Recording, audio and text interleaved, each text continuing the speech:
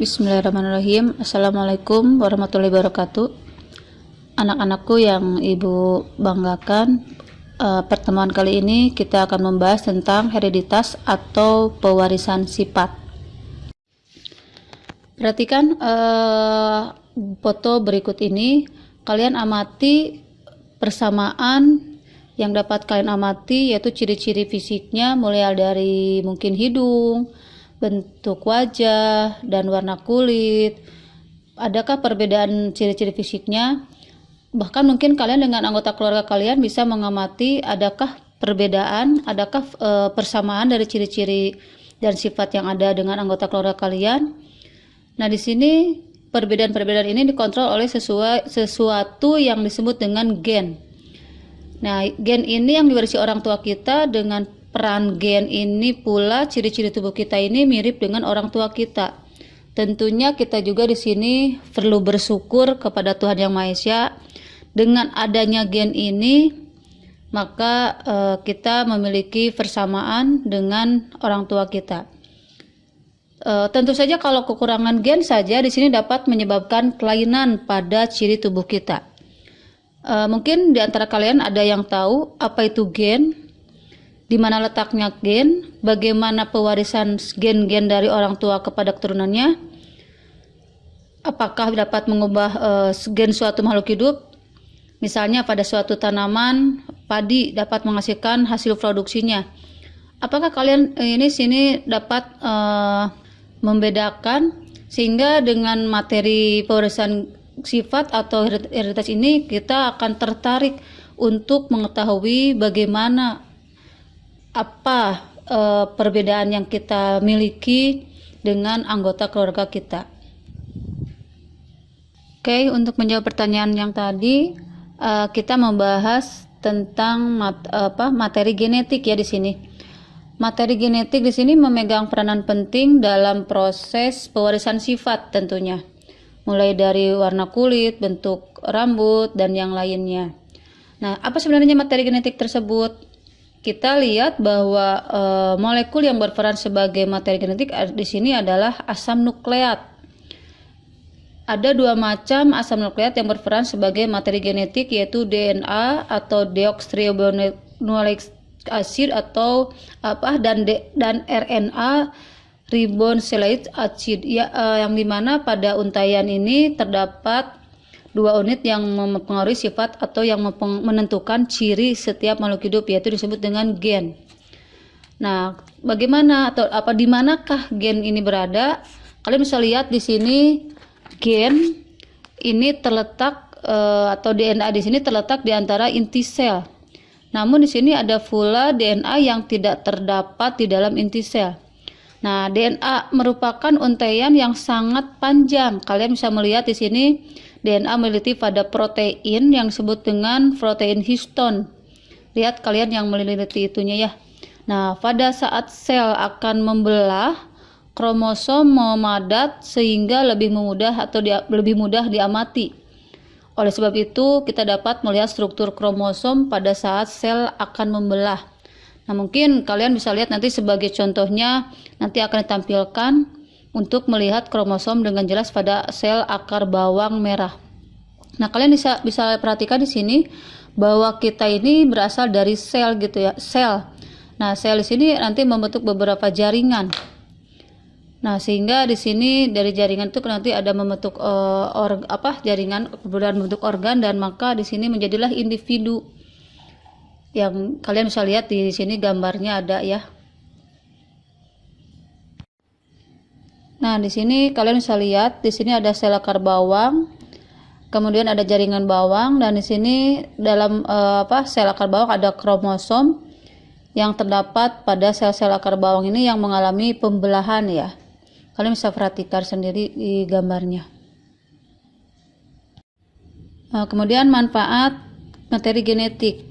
Yang pertama itu adalah menyimpan informasi genetik dari leluhur, kemudian menurunkan informasi genetik kepada generasi setelahnya.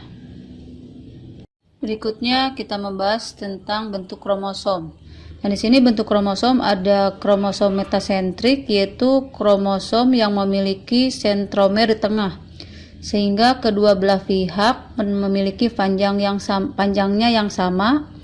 Kromosom manusia di sini ada 1 dan 3 yang bersifat metasentrik. Kemudian yang kedua adalah submetasentrik, yang dimana kromosom ini memiliki sentromer kecil yang dipindahkan dari pusat, yang menyebabkan sedikit asimetri pada dua bagian panjangnya. Kromosom manusia ada 4 hingga 12 bersifat submetrisentrik. Kemudian yang berikutnya adalah kromosom akrosentrik, yaitu yang memiliki sentromer sangat jauh dari pusat yang mengarah ke bagian yang sangat panjang dan sangat pendek. Di sini kromosom manusia ada 13, 15, 21 dan 22 adalah akrosentris. Kemudian yang keempat adalah kromosom telosentris, di mana memiliki sentromer di ujung kromosom. Nah, pada manusia di sini tidak memiliki kromosom telosentris, tetapi mereka ditemukan pada spesies lain seperti tikus di sini ya. Baik, berikutnya kita perhatikan kromosom tubuh manusia. Nah, di sini untuk kalian perhatikan untuk menunjukkan dari kromosom-kromosom yang menyusun sel-sel tubuh, yaitu sel somatik. Di sini manusia dan kromosom pada sel kelamin atau sel gamet, maka susunan kromosom pada sel-sel yang sudah diurutkan berdasarkan ukuran dan bentuknya tersebut dibentuk dengan karyotif. Nah, kalian perhatikan untuk wanita di sini XX, perhatikan yang paling ujungnya ya di sini. Nah, kalau untuk laki-laki kromosomnya itu adalah XY. Di sini perhatikan yang ujungnya. Nah, perempuan memiliki karyotif sel telurnya itu 22A plus X, dan karyotif sel sperma untuk laki-laki itu 22A plus Y, atau di sini kromosom X terdapat dalam kotak yang lihat kalian perhatikan pada kelamin X atau Y-nya di sini ya untuk laki-laki. Nah, sini berikutnya di sini ada ovum, kemudian ada sel ada sel sperma. Di sini kalau X dengan X yang sebelahnya berarti di sini adalah wanita. Kalau sini X dengan Y berarti itu adalah laki-laki ya. Jadi kalian kalau untuk mengetahui kromosomnya, kalau X itu adalah perempuan, kalau XY itu adalah laki-laki. Nah, untuk berikutnya di sini ada struktur DNA. Di sini penemuan struktur DNA ini tidak lepas dari penelitian para ahli. Nah, di sini berdasarkan penelitian daripada Rosalind Franklin pada waktu tahun 1953, di sini Francis Crick dan James Weston mengemukakan bahwa DNA di sini memiliki struktur seperti suatu untai ganda yang membentuk heliks atau bentuk ulir. Nah, kalian bisa lihat di sini di gambarnya, yang seperti kayak ular di sini adalah ini yang berbentuk seperti struktur heliks.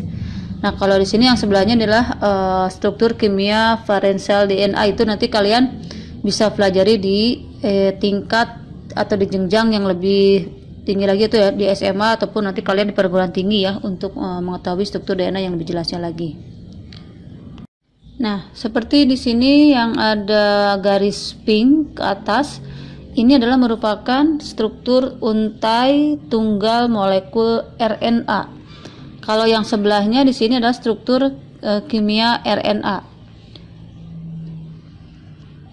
Nah, itu tadi yang kita pelajari tentang struktur tunggal molekul RNA. Nah, kalau yang kita bahas di sini tadi adalah tentang pewarisan sifat, maka di sini kita harus mengenal bapak genetika yang kita kenal adalah dengan George Mendel. Ini adalah yang menemukan tentang hukum pewarisan sifat.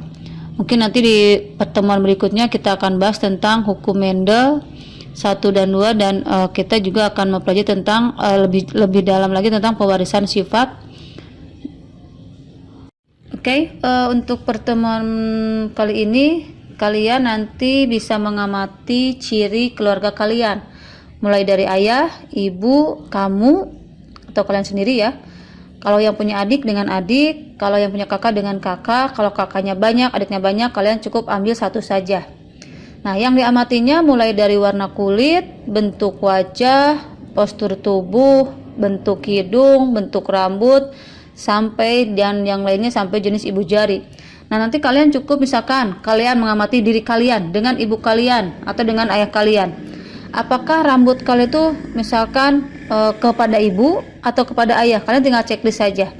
Nah, sehingga nanti kalian bisa menyimpulkan apakah kalian itu dominan terhadap ayah atau dominan terhadap ibu.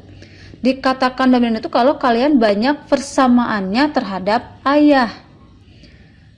Nah, kalau misalkan kakak kalian juga sama, kalian setelah dilihat itu banyak persamaannya kakak kalian itu adalah terhadap ibu, berarti kakak kalian itu adalah dominan terhadap ibu, berarti banyak cirinya itu persamaannya itu adalah terhadap ibu.